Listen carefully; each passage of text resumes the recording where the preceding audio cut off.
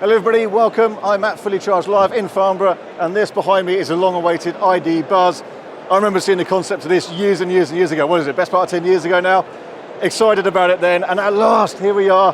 I get to have a good prod and poke around it. So let me grab a GoPro, and I'll literally walk you around it. There's videos out there already, but this is me having a look at the ID Buzz. So thank you for watching. Let's see what we can find. Looks very smart, doesn't it? I mean, VW somehow make vans look super smart, don't they? And this is no exception. So a good view of the back here, the classic two-tone colours. Look at this, I just spotted. The parking sensor and reflector is an interesting little detail. Huge badge, let's have a look around it. This is my first time up close with it actually, so I've not had a chance to get up close to one of these yet. I'm not well enough in with the VW press team, so if anyone knows the VW press team, give me a link, get me in there. Anyway, look at this, nice big practical cargo area, good place to sit here, no problem at all. I think you're going to want to get a bumper protector strip on here. What have we got in here? So we've got a USB-C port down there. As ever, I'm just going to give you a real kind of casual, close prod and poke around here. I better not open that. Doesn't want to open. Whoops. That does something, I'm sure, but I've just broken the plastic off. So socket there. This might be pre-production, but it looks very production to me. So flat floor, nothing that lifts up there. Nice little logo, nice little detail there, isn't there? Another charger there. One of those parcel shells that lifts out. This doesn't have the power seats. It's got the manual seats. Like the IQ light, I presume it's CCS port. Nice big charge flap, isn't it, for that little bit in the middle there. You know, not enough companies put lights in the charge flap. That's what I want to see. So at night you can see your charge port area. Let's come around the sides. Has this got manual doors or electric? Electric. Like the retro detail here.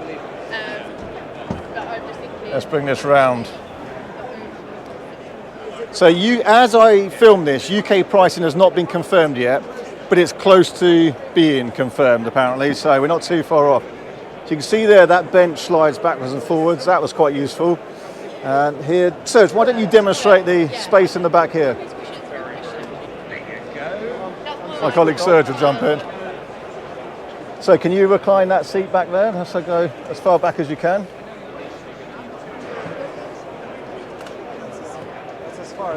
Yeah, I mean, maybe without that shelf in the back. I don't think these have got like sort of fold into beds or anything like that. These little logos everywhere, that's quite cool. And then you've got, this one's got manual seats, but I think there'll be a version with electric seats. So how far forward does that go? So when you're forward there, that does leave the sort of step in the back, doesn't it? That's maximum recline. Okay, take your seat back again. I mean, these will be so popular. You're going to see these everywhere, aren't you? The most expensive people carry you can get probably.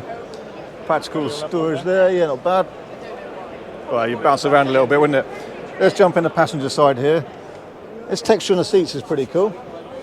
Yeah, quite like this. This would be recycled materials, armrest, love an armrest, all good. Manual seats, nice storage tray, nice lighting. Big glove box, USB-C in the door.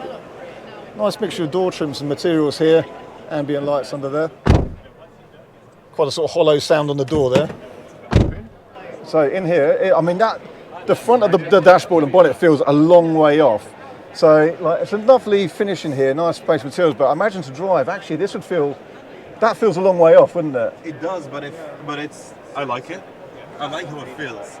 This is completely different to EQV. When you were sitting in EQV, the bonnet just goes straight down. This is like keeps going.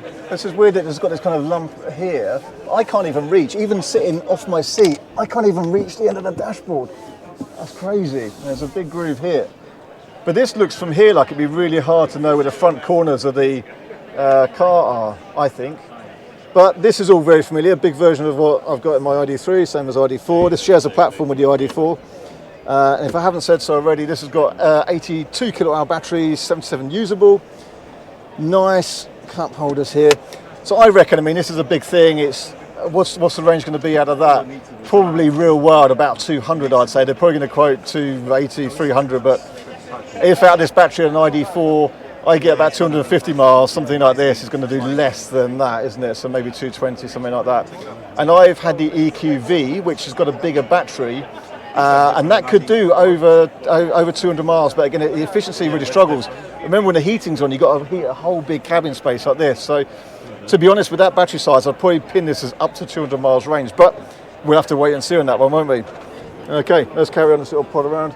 This is all very familiar stuff, isn't it? This is the same as this. So this, I think, probably can be removed if you want to. Or you just broken it? No, maybe, but no, I did it. No, I did it. It was like that. Yeah. But I think it can be removed. It can be fit in it. You can see there's hooks underneath here. Yeah, so you can go in there if you want to, or you can remove it. But with that out, you could actually go through the middle here. You can walk back. Which was quite good because with the EQV, you had the center console was always kind of down here, and you actually couldn't get through like this for some reason. And there was nothing even in that console at the bottom. It was just storage, and it was annoying. So this is much better thought out, I think. Yeah, some cup holder stuff there. Big glove box. Some more USB-Cs down in here. Of course, you can control the doors from here. Probably don't want to press it, you're going to squeeze someone in. Squeeze somebody out, yeah. That's not bad, is it? I mean, it's nice space. It's good. Obviously very practical. Let's jump out. Go around the front of this. Don't forget your bag, Serge. Okay, so from the front, this dashboard's massive. You actually can't see out, and this is what that lump's for. There's actually a camera in the front here. There's a little heating element there to keep that clear. But that, then at the front of the windscreen does almost drop straight down. So you're going to have to get used to when you're parking this that, yeah, there's not actually that much in front of that. These lights are lovely. These are going to be good. So my wife's ID3 with the Matrix headlights are probably some of the best headlights I've had on any car. So I'd expect these to carry on very much the same. Nice texture. That's actually, does that go anywhere, that vent? It does actually, yep. So that's like an air scarf down through here. This has got 235/50 R20s on it, so big wheels. You can imagine all the dead flies in the front of this. But I like this colour combination. What do you think of the colour of this? What colours would you have with the ID Buzz? Another camera here, probably more of a parking camera. And then we've got a radar system at the front. Very good. 000323 on the chassis.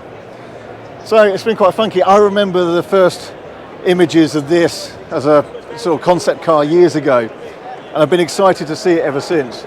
So to get in one eventually after, what is it now, like 10 years since that concept, is good. Satisfying. This door doesn't close. Don't know if it's meant to. Okay, I'll better leave that rather than break it. So there we are, a bit of an overview of the ID Buzz, and I have to say I rather like it. Tell you what I want to do, I want to quickly get underneath of it and have a bit of a look under here. I'm going to turn the camera upside down. Someone's lunch. Big flat floor as you expect. Not that much to see there. I'm not some weird perv, don't worry. You can see there's a space here for a tow bar. So this will be a tow bar under here if you want it. So there we go. It's an impressive space. You know, there's no kind of armrest that drops down here actually. But it's kind of everything we expect it to be, isn't it? It's pretty cool, it's pretty funky, isn't it? I love the outside of it. Inside it's just like an ID4 really, isn't it? It's very familiar, but some nicer textures and materials. Yeah, it's better than ID4. I really like this thing. Yeah, it's great. Very nice. Okay, so there we are. That's our quick walk around of the VW ID Buzz. Really looking forward to getting my hands on one of these on the road. And ideally, of course, camper converting it, lifting roof. I don't think it'll be too long, will it? So looking forward to that day, and I'll be heading down to Cornwall when I've got one. Hey everyone, thanks for watching our videos. If you like our content and want to see more, don't forget to not only subscribe, but also hit the bell icon for notifications so you don't miss any new videos as they're uploaded. Plus, we're also on Instagram. Just look up R Simons or RSEV. We're on Facebook and Twitter. So lots of news, stories and things as we go on each one of those channels.